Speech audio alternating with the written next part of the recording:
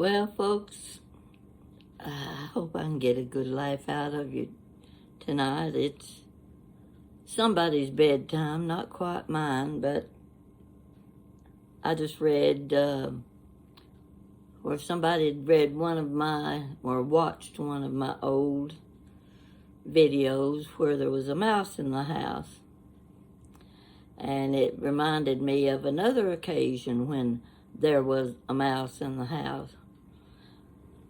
So I figured, since all I've been doing today or tonight is watching 3 episodes of The Karate Kid.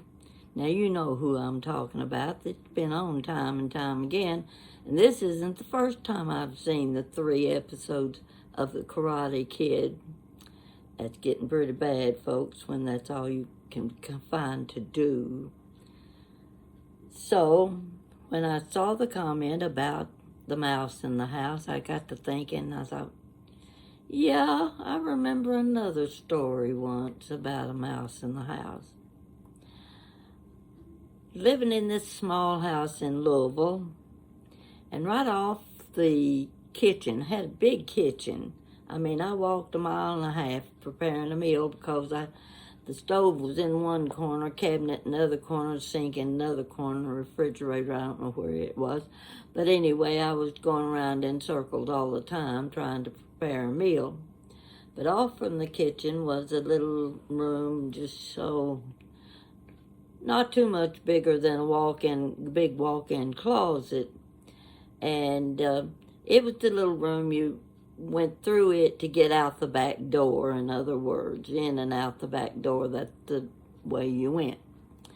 And there was one of those little gas heaters in the floor with a little cover over the front, protection from the flame. And it sat over against the wall, and facing it was one of those cheap divans. It was there just in case we need to sit down in that little room. We didn't have any furniture in it. So we had realized there was a mouse in the house. The mouse had gotten into the kitchen cabinet. You know what that means. You gotta drag everything out of the cabinet, clean them out, put new shelf liner in, throw away the flour, throw away the meal, throw away everything's been sitting in that cabinet. That takes a while. And at the same time, we're looking for the mouse. It has come in from a field back behind our house and just snuck right in that back door, just like it was standing wide open. So my husband, he's the brave one, let's put it that way. I can't really say I was scared of mice, but I sure didn't like them. And I wasn't going to get close to them unless I had to. And if I had to, you might as well just knock me in the head, because I wasn't going to be able to survive it. So we're searching for the little mouse. I don't remember if we had mouse traps in the house that night or not. But we saw the mouse. And I had a Hoosier cabinet, has legs, and if you get on the other side of the room, you could see the shadow of that little mouse under the cabinet. Uh-oh. Now we've got to get rid of this little fella. So it got chased from one room to another, back into the kitchen. There it is. Well, my husband he's got the broom, and he's just sweeping this way and sweeping that way, trying to catch that mouse. Couldn't catch it. And it ran from the kitchen into the little, I'll call it a sitting room, because that's all you could do in there was sit on that couch and look at that little gas heater across the room. Okay. It gets in that room, my husband chases it, and next thing you know, it jumped inside that little heater. Of course, the heater wasn't on now. Keep that in mind. It wasn't cold yet. But it was inside the heater. He's going to get it this time. So what he does is he takes the ironing board and he put the ironing board across the doorway. We didn't have a door you could close. Across the doorway was the ironing board. Now that was about 2 feet high, I guess. Close to that. And it blocked the doorway so the mouse could not run and get back into the kitchen. He was cornered for sure. No question about it. We were going to get him this time. So there's a chair sitting there in the kitchen close to the doorway where I could see into the little room, and my husband's in there with a broom, and he hands me the broom. I go into the room with him. He says, "Here, you take the broom." He's got a yardstick. He says, "I'm going to get the mouse out of the heater. And when it comes toward you, you hit it with the broom." Okay. Yeah, I can do that. So I'm standing there holding the broom like this, with the broom over my head. And I'm waiting, and he's a-digging and a-hitting and whatever he had to do with that yardstick, trying to get that mouse to come out of that little heater. And I'm stiff as a board. I'm staring over. What am I going to do when that mouse jumps out of that heater? I'm still holding the broom. Here comes the mouse out of the heater. I jumped the ironing board and up into the kitchen chair, and there I stand holding the broom in my hand over my shoulder. But I'm standing on the kitchen chair, and my husband looks and starts laughing. That's all he could do was laugh. He looked at me and he said, "I think that's the fastest I've ever seen you move." In fact, he was right. It was the fastest I'd ever moved. I wasn't about to let that little mouse get near me.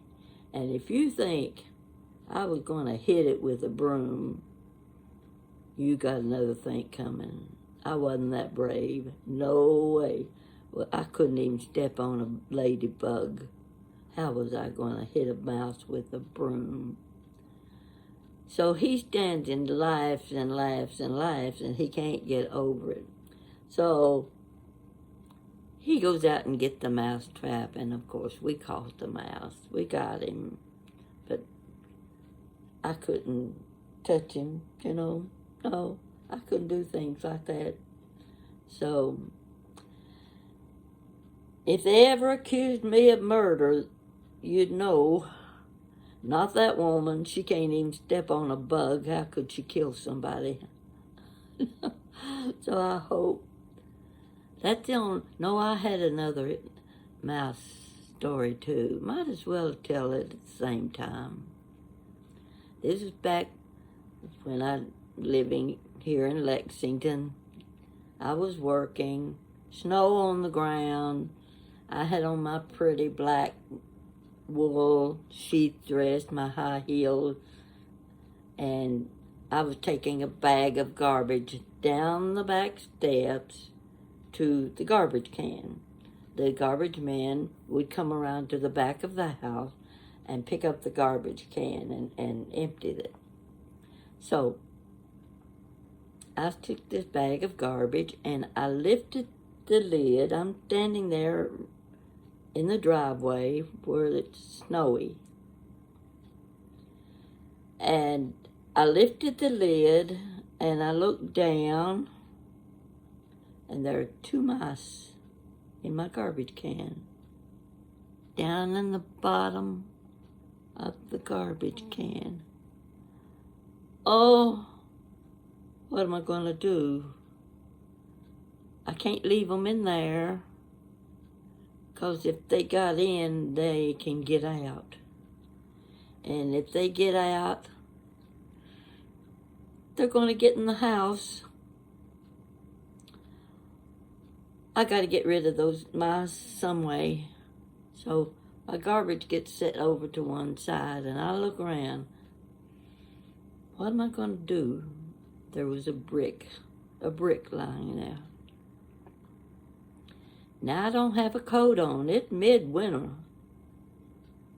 And my neighbors behind me and beside me, if they're at the window, they can see me, and they're probably wondering, what is that crazy woman doing, standing there holding a brick over a garbage can, looking down in a garbage can, moving that brick around.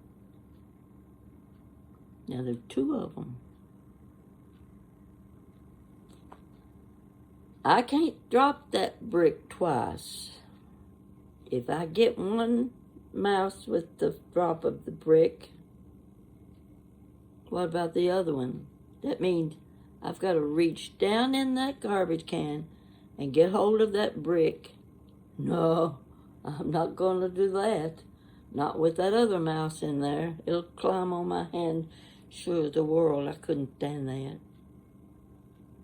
I've got to get both mice with one drop of the brick.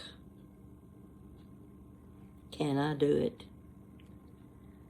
There I am, staring into the garbage can, holding the brick, stiff as a board, don't move a muscle, almost afraid to bat my eyes. And I'm waiting for those 2 mice to quit running around in circles. If they'd just stop and stay still, I could get them both. Get them both. It took me 10 minutes holding that brick and watching those mice running around in circles. And finally, I let go. Would you believe it? I got both mice with 1 brick. Put my garbage in the garbage can. Put the lid on the garbage can. Went upstairs, put my coat on, went to work. So you can see I'm real dangerous when it comes to getting rid of bugs and mice and things like that. Yeah, I'm a danger, there's no question about it. I saw a big spider one day in my den.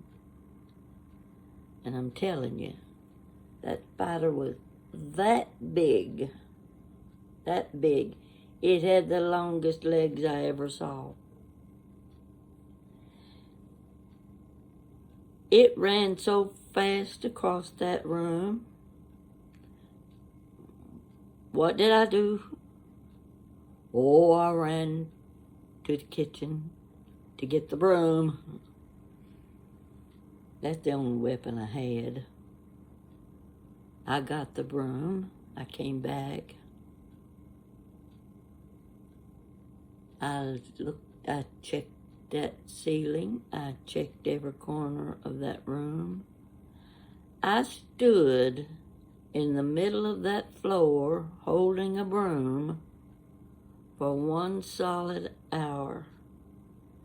I could not leave knowing that big spider was in my house. And of course, it was going to go from the den all the way through the living room, down the hall, and the next place it was going to be was in my bedroom and probably sitting on the edge of my bed. Yeah. That's where that spider was going to be.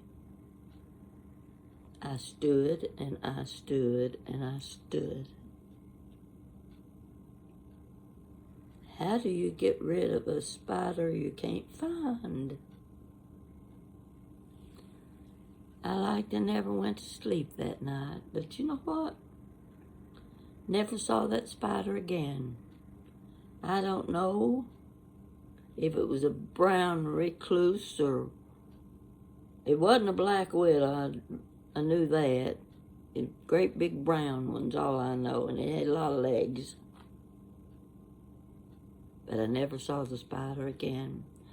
So, if you ever need pest control, just call me.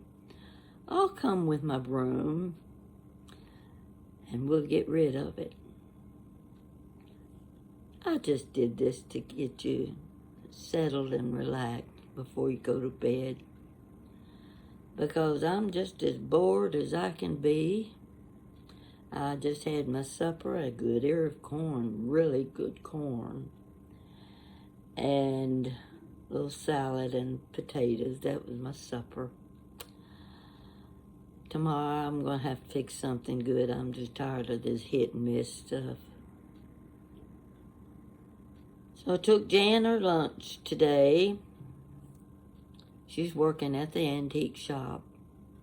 And I'm telling you folks, she has bought vintage clothing you would not believe.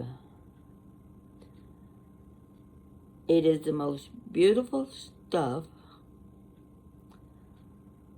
Oh, what did I do with that? I want to show you what I had in my hand. I put it aside somewhere. Well, what I had was a little envelope. Had these baby bonnets. It had these little baby stockings. Everything was so pretty. And I pulled out black lacy woven. It was needlework type. And I said, these are fingerless gloves. You know what I'm talking about, don't you? You put those gloves on, had a cover over the thumb, and it covers the hands, but it leaves your fingers free, and it was beautiful, beautiful black lace. I wish I hadn't put it wherever I put it, because it'll probably take me all day tomorrow to find it. Anyway, I just thought I'd throw that in as a finishing touch, that I took Jan her lunch, and she was in the middle of trying to sort these beautiful hats and all of the finishing touch things from the Victorian era. Oh, they were nice. Yeah, she's gonna have fun. And there are people in town who belong to a vintage group.